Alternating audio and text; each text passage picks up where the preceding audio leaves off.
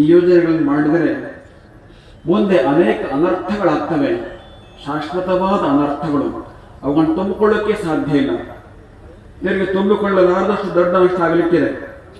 ಮುಂದೆ ಇದು ಪ್ರಯೋಜನಕ್ಕೆ ಬರೋದಿಲ್ಲ ಅಂತ ಅನುಭವ ಬಂದಾಗ ಆಮೇಲೆ ತಿರುಗಿ ಈ ಕಾಲುವೆಗಳನ್ನು ಮುಚ್ತೀರಾ, ಸುರಂಗಗಳನ್ನ ಮತ್ತೆ ಮುಚ್ತೀರಾ, ನಾಶವಾದ ಅರಣ್ಯವನ್ನು ಹಾಗೆ ಬೆಳೆಸ್ತೀರಾ, ಎಲ್ಲಕ್ಕಿಂತಲೂ ನಾಶವಾದ ಬದುಕನ್ನು ಪುನಃ ಕಟ್ಟಿಕೊಡ್ತೀರಾ.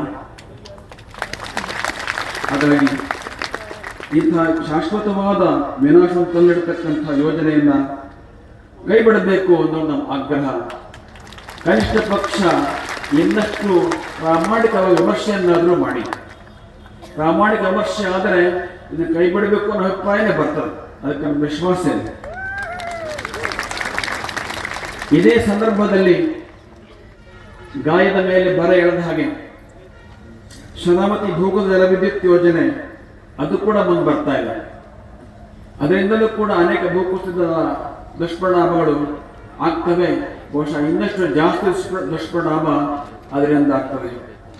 ನೋಡಿ ಗಾಯದ ಮೇಲೆ ಬರ ಹೇಗಿದೆ ಅಂತ ಹೇಳಿ.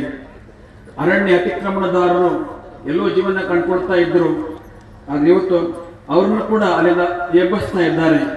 ತೀರಾ ಅನ್ಯಾಯವಾಗ್ತಾ ಇದೆ. ಆ ಅರಣ್ಯ ಅತಿಕ್ರಮಣದಾರರ ಅತಿಕ್ರಮಣ ಸಕ್ರಮ ಮಾಡ್ಲಿಕ್ಕೆ ಬರೋದಿಲ್ವೇ? ಅದಕ್ಕೆ ಕ್ರಮಗಳು ನಮ್ಮಲ್ಲಿ ಇಲ್ವೇ? ಹಿಂದೆಲ್ಲ ಮಾಡಿಲ್ವೇ? ಆತ್ಮೀಯ ಒಂದು ಬಗೆನೇ ರಾಷ್ಟ್ರೀಯ ಜನಾಭಿವೃದ್ಧಿ ಮಂಡಳಿ NWDA ಅವರ ಪ್ರಸ್ತಾವನೆಯಲ್ಲಿ ಇಡೀ ರಾಷ್ಟ್ರದಾದ್ಯಂತ ಸುಮಾರು 30ಕ್ಕೂ ಹೆಚ್ಚು ಈ ರೀತಿಯ ನದಿ ಜೋಡಣೆಗಳಿದ್ದಾವೆ. ಅವುಗಳೆಲ್ಲವನ್ನೂ ನಾವು ವಿರೋಧಿಸ್ತಾ ಇಲ್ಲ.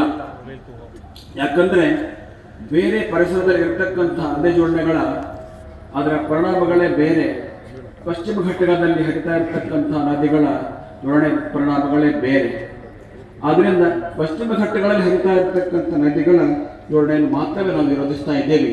ಉಳಿದವರು ನಾವು ಕೂಡ ಬೆಂಬಲಿಸ್ತಕ್ಕಂಥವರಾಗಿದ್ದೇವೆ. ಈ ಹೋರಾಟ ಯಾರ ವಿರುದ್ಧವೂ ಅಲ್ಲ, ಯಾವ ಪಕ್ಷದ ವಿರುದ್ಧವೂ ಅಲ್ಲ, ಯಾವ ಪಕ್ಷದ ಪರವಾಗಿಯೂ ಅಲ್ಲ. ಇದು ಯೋಜನೆ ವಿರುದ್ಧವಾಗಿ ಮಾತ್ರ ಹೋರಾಟ. ಇವತ್ತು ಜಿಲ್ಲೆಯ ಸ್ಥಿತಿ ಹೇಗಿದೆ? ಅಡಿಕೆ ಎಲೆಚುಕ್ಕಿಯಂಥ ರೋಗದಿಂದ ಅತಿ ಗಂಭೀರ ಸಮಸ್ಯೆ ರೈತರು ಹೈರಾಣಾಗಿದ್ದಾರೆ. ಇವತ್ತು ಇಂಥ ಸ್ಥಿತಿಯಲ್ಲಿ ಇದೊಂದು ಬಂದು ಎರಗಿದ್ರಿಂದ ನಮ್ಮ ಜನ ತುಂಬ ದಿಗಿಲಾಗಿದ್ದಾರೆ. ಮತ್ತೆ ಅನೇಕರು ಹೇಳ್ತಾ ಇದ್ದಾರೆ, ಏನಿಲ್ಲ ನಾವು ಹೆಚ್ಚಿಗೆ ನೀರನ್ನು ಸಮುದ್ರಕ್ಕೆ ಹೋಗೋದನ್ನು ತಗೊಂಡ್ಬರ್ತೀವಿ ಅಷ್ಟೇ, ಅವರಿಗೇನು ತೊಂದರೆ ಆಗೋದಿಲ್ಲ ಅಂತೇಳಿ ಮತ್ತೆ ಹೇಳ್ತಾ ಇದ್ದಾರೆ. ಹೆಚ್ಚಿಗೆ ನೀರು ಸಮುದ್ರಕ್ಕೆ ಹೋಗಿ ಎಲ್ಲಿ ನೋಡಿದ್ದೀರಿ?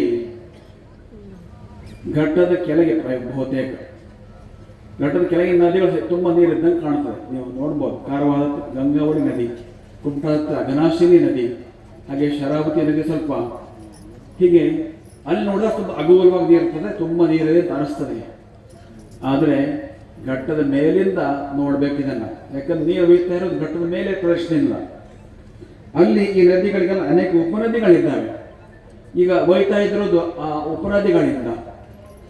ಹಾಗಾಗಿ ಅಲ್ಲಿ ನೀರು ಬಹಳ ಕಡಿಮೆ ಇದೆ. ಅಂಥ ಸ್ಥಳದ ನೀರನ್ನು ಬೈದರೆ ಏನಾಗಬಹುದು? ನೀರಿಲ್ಲದ ಕಡೆಗಳಿಂದ ನೀರು ಬೈದರೆ ಏನಾಗಬಹುದು? ನೀರು ತೀರಾ ಕಡಿಮೆ ಸ್ಥಳಗಳ ನೀರಾಗಬಹುದು. ರಕ್ತಹೀನತೆಯಿಂದ ಬಳಲ್ತಾ ಇರುವವನ ಕಡೆ ರಕ್ತದಾರ ಕೇಳ್ದಂಗೆ ಆಗ್ತದೆ. ಅವನು ಬರ್ತಾರೆ ಏನು ಮುಂದೆ. ಆದ್ದರಿಂದ ಈ ಯೋಜನೆಗಳಿಂದ ಸಂಪೂರ್ಣವಾಗಿ ಕೈ ಬಿಡಬೇಕು ಅನ್ನೋದು ನಮ್ಮ ಆಗ್ರಹ.